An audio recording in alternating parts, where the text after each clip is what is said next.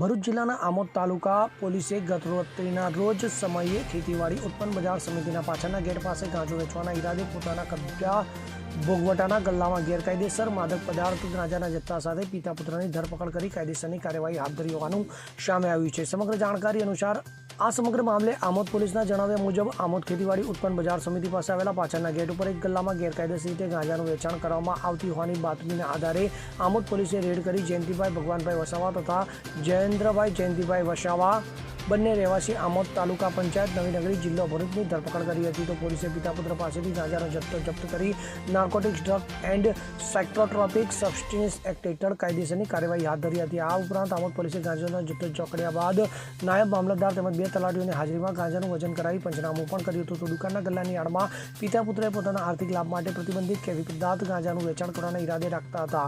તો પોલીસે ગાંજાનું 13.1 ગ્રામ કિંમત ₹1301નો મુદ્દામાલ જપ્ત કર્યો હતો। તો આમોદ પોલીસે ગત રાત્રિના સમયે ફરિયાદ નોંધી આગળની કાયદેસરની કાર્યવાહી હાથ ધરી હતી, જેની તપાસ વાગરા તાલુકા પોલીસ સ્ટેશનના પોલીસ ઇન્સ્પેક્ટર SD કુલતરિયા ચલાવી રહ્યા છે।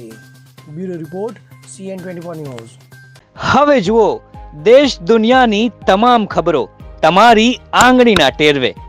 ઉઠાવો મોબાઈલ અને Google Play Store પરથી ડાઉનલોડ કરો અમારી CN24 ન્યૂઝ મોબાઈલ એપ।